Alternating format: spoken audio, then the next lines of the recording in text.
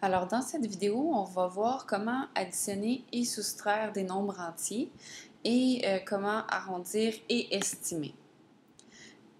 Donc, première chose, pour additionner des nombres entiers. Lorsqu'on additionne deux nombres entiers positifs, leur somme donne un nombre entier positif. Donc, ça, c'est une addition normale en fait. Par exemple, si on veut faire 18 plus 20, qui sont deux nombres entiers positifs, lorsqu'on les additionne, ça nous donne 38. Si on veut par contre additionner deux nombres entiers qui sont négatifs, la réponse, la somme, va être un entier négatif également. Par exemple, si vous avez moins 8 plus moins 7. Donc là, deux nombres entiers négatifs, c'est certain que la réponse va être négative. Alors, ce qu'il vous reste à faire, c'est d'ajouter, d'additionner les deux chiffres. Donc, 8 plus 7, ça donne 15. Donc, notre réponse va être de moins 15, puisque deux nombres entiers négatifs additionnés ensemble, leur somme est négative. Ensuite, si on veut additionner un nombre entier positif et un nombre entier négatif, alors la somme, le résultat, va être du signe du nombre le plus éloigné du zéro. Regardez bien. Par exemple, le premier exemple, on a moins 15 plus 5. Donc, le nombre le plus éloigné du zéro, c'est le moins 15. Donc, vu que le nombre le plus éloigné est négatif, notre réponse va être négative. Donc là, il nous reste à prendre le plus grand nombre moins le plus petit pour avoir notre réponse finale. Donc 15 moins 5 nous donne 10. Donc notre réponse va être de moins 10. Donc moins 15 plus 5 donne moins 10. Ensuite, le deuxième exemple, si on a moins 20 plus 80. Donc là, le nombre le plus éloigné du zéro, c'est le 80, qui est positif. Donc, notre réponse va être positive. Il nous reste à prendre notre nombre le plus éloigné du zéro, moins le plus petit. Donc, 80 moins 20 donne 60. Alors, moins 20 plus 80 va donner 60. Et le dernier exemple, vous avez 8 plus moins 5.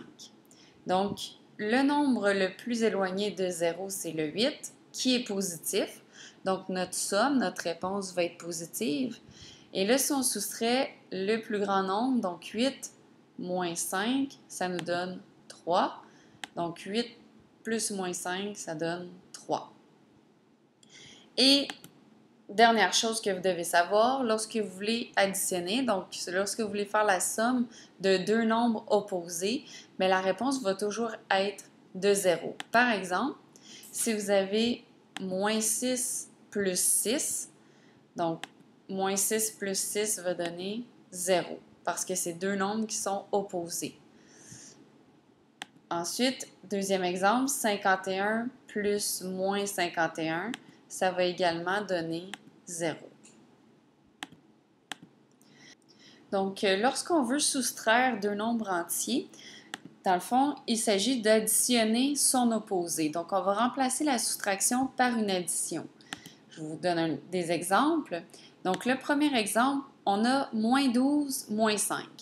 Donc, on va remplacer la soustraction par une addition et le 5, on va mettre l'opposé du 5. Je vous explique. Ça va donner moins 12 plus moins 5. Et là, si vous prenez moins 12 plus moins 5, ça revient à additionner deux nombres négatifs. Donc, notre réponse va être négative. Et si on fait 12 plus 5, ça nous donne 17. Donc, la réponse de moins 12 plus moins 5, ça donne moins 17. Deuxième exemple, on a 26 moins moins 14.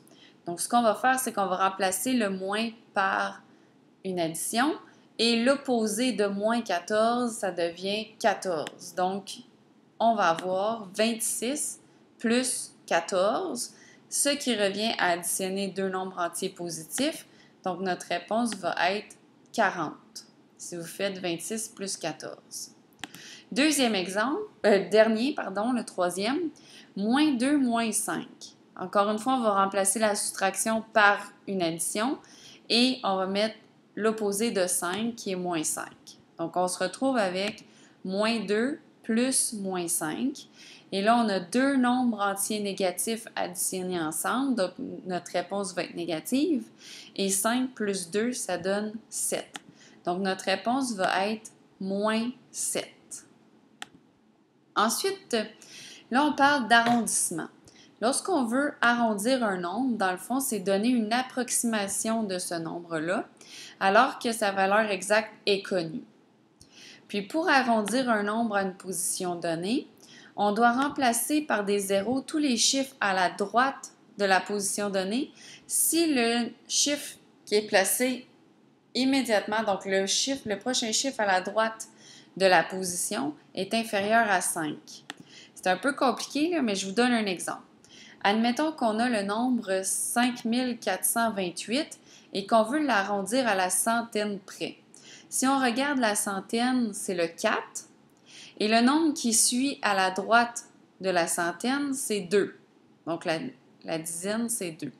Vu que 2, c'est inférieur à 5, ça veut dire que tous les nombres qui sont après la centaine, on va tout simplement les remplacer par 0. Donc, 5428 arrondi à la centaine près, ça donne 5400. Ensuite, admettons que le nombre est plus grand que 5, est supérieur à 5.